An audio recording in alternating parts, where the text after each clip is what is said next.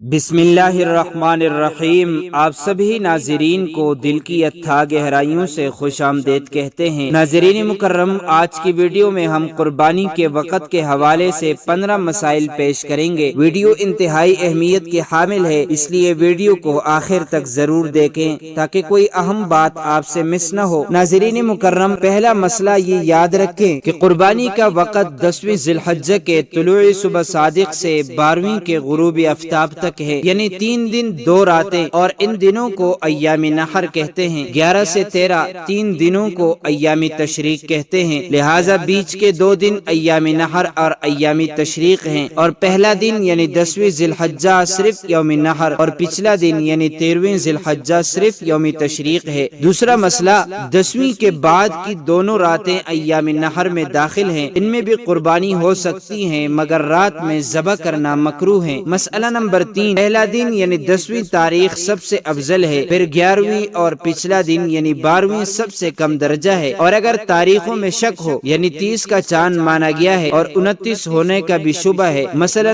گمان تھا کہ 29 کا چاند ہوگا مگر ابر وغیرہ کی وجہ سے نہ دکھایا، شہادتیں گزری مگر کسی وجہ سے قبول نہ ہوئی، ایسی حالت میں 10ویں کے متعلق یہ شبہ ہے کہ شاید آج 11ویں ہوں، تو بہتر یہ ہے کہ قربانی کو 12ویں تک مؤخر نہ کرے، یعنی 12ویں سے پہلے کر ڈالے، کیونکہ 12ویں کے متعلق 13ویں تاریخ ہونے کا شبہ ہوگا، تو یہ شبہ ہوگا کہ وقت سے بعد میں ہوئی، اور اس صورت میں اگر 12ویں کو قربانی کی جس کے متعلق 13ویں ہونے کا شبہ ہے تو بہتر یہ ہے کہ سارا گوشت صدقہ کر ڈالے، بلکہ ذبح کی ہوئی بکری اور زندہ بکری میں قیمت کا تفاوت ہو کر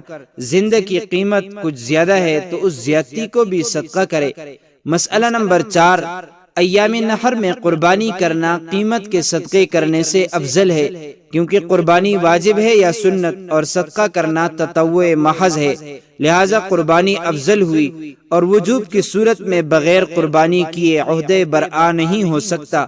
مسئلہ نمبر 5، شہر میں قربانی کی جائے تو شرط یہ ہے کہ نماز عید پڑھنے کے بعد کرے، لہٰذا نماز عید سے پہلے شہر میں قربانی نہیں ہو سکتی، اور دیہات میں چونکہ نماز عید نہیں ہے یہاں طلوع فجر کے بعد سے ہی قربانی ہو سکتی ہے۔ دیہات میں بہتر یہ ہے کہ طلوع آفتاب کے بعد قربانی کی جائے، اور شہر میں بہتر یہ ہے کہ عید کا خطبہ ہو چکنے کے بعد قربانی کی جائے۔ مسئلہ نمبر 6، اگر شہر میں متعدد جگہ عید کی نماز ہوتی ہو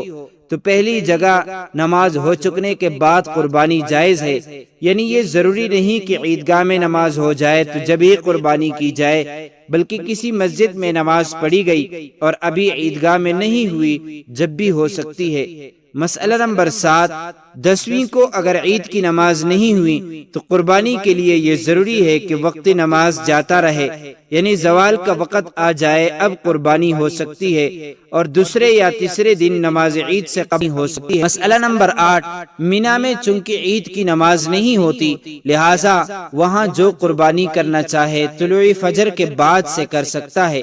اس کے لیے وہی حکم ہے جو دیہات کا ہے۔ کسی شہر میں اگر فتنے کی وجہ سے نماز عید نہ ہو تو وہاں 10ویں کی طلوع فجر کے بعد قربانی ہو سکتی ہے۔ مسئلہ نمبر 9، یہ گمان تھا کہ آج عرفے کا دن ہے اور کسی نے زوال آفتاب کے بعد قربانی کر لی، پھر معلوم ہوا کہ عرفے کا دن نہ تھا بلکہ 10ویں تاریخ تھی تو قربانی جائز ہو گئی۔ یوں ہی اگر 10ویں کو نماز عید سے پہلے قربانی کر لی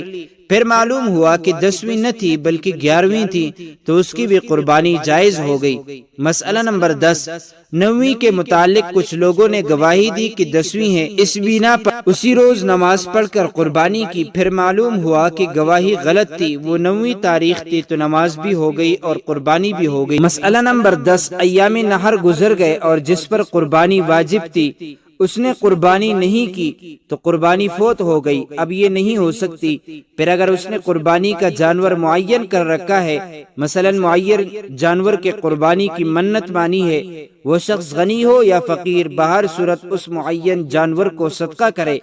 زندہ، اور اگر ذبح کر ڈالا تو سارا گوشت صدقہ کرے، اس میں سے کچھ نہ کھائے، اور اگر کچھ کھا لیا تو جتنا کھایا ہے اس کی قیمت صدقہ کرے، اور اگر ذبح کیے جانور کی قیمت زندہ جانور سے کچھ کم ہے تو جتنی کمی ہے اسی بھی صدقہ کرے۔ اور فقیر نے قربانی کی نیت سے جانور خریدا ہے اور قربانی کے دن نکل گئے، چونکہ اس پر بھی اس معین جانور کی قربانی واجب ہے، لہٰذا اس جانور کو زندہ صدقہ کر دے، اور اگر ذبح کر ڈالا تو وہی حکم ہے جو منت میں مذکور ہوا۔ یہ حکم اسی صورت میں ہے کہ قربانی ہی کے لیے خریدا ہو، اور اگر اس کے پاس پہلے سے کوئی جانور تھا، اس کے قربانی کرنے کی نیت کر لی یا خریدنے کے بعد قربانی کی نیت کی تو اس پر قربانی واجب نہ ہوئی، اور غنی نے قربانی کے لیے جانور خرید لیا تو وہی جانور صدقہ کرے، اور ذبح کر ڈالا تو وہی حکم ہے جو مذکور ہوا، اور نہ خریدا ہو تو بکری کی قیمت صدقہ کرے۔ مسئلہ نمبر 11، قربانی کے دن گزر گئے، اس نے قربانی نہیں کی اور جانور یا اس کی قیمت کو صدقہ بھی نہیں کیا، یہاں تک کہ دوسری بقر عید آ گئی۔ اب یہ چاہتا ہے کہ سال گزشتہ کی قربانی کی قضا اس سال کرے، یہ نہیں ہو سکتا، بلکہ اب بھی وہی حکم ہے کہ جانور یا اس کی قیمت صدقہ کرے۔ مسئلہ نمبر 13، جس جانور کی قربانی واجب تھی، ایام نحر گزرنے کے بعد اسے بیچ ڈالا تو اس ثمن کا صدقہ کرنا واجب ہے۔ مسئلہ نمبر 14، کسی شخص نے یہ وصیت کی کہ اس کی طرف سے قربانی کر دی جائے اور یہ نہیں بتایا کہ گائے یا بکری کس جانور کی قربانی کی جائے، اور نہ ہی قیمت بیان کی کہ اتنے جانور کا خرید کر قربانی کی جائے، تو یہ وصیت جائز اور بکری قربان کر دینے کی صورت میں وصیت پوری ہو گئی۔ اور اگر کسی کو وکیل کیا کہ میری طرف سے قربانی کر دینا، گائے یا بکری کا تعین نہ کیا اور قیمت بھی بیان نہیں کی تو یہ توکیل صحیح نہیں ہے۔ مسئلہ نمبر 15، قربانی کی منت مانی اور یہ معین نہیں کیا کہ گائے کی قربانی کر لے گا یا بکری کی، تو منت صحیح ہے، بکری کی قربانی کر دینا کافی ہے، اور بکری کی قربانی کی منت مانی تو اونٹ یا گائے قربانی کر دینے سے منت پوری ہو جائے گی۔ منت کی قربانی میں سے کچھ نہ کھائے بلکہ سارا گوشت وغیرہ صدقہ کرے، اور کچھ کھا لیا تو جتنا کھایا اس کی قیمت صدقہ کرے۔ ناظرین مکرم، اللہ تعالی ہمیں ان مسائل پر عمل کی توفیق عطا فرمائے، آمین۔ معزز ناظرین و سامعین، امید کرتے ہیں آپ کو ہماری ویڈیو اچھی لگی ہوگی۔ مزید معلومات کے لیے ہمارے چینل کو سبسکرائب کیجیے۔ اگر زندگی کے لمحات مزید باقی رہے تو آپ کے لیے ایک اور بہترین ویڈیو لے کر حاضر ہوں گا، تب تک کے لیے مجھے دیجیے اجازت۔ اللہ تعالیٰ تمہارا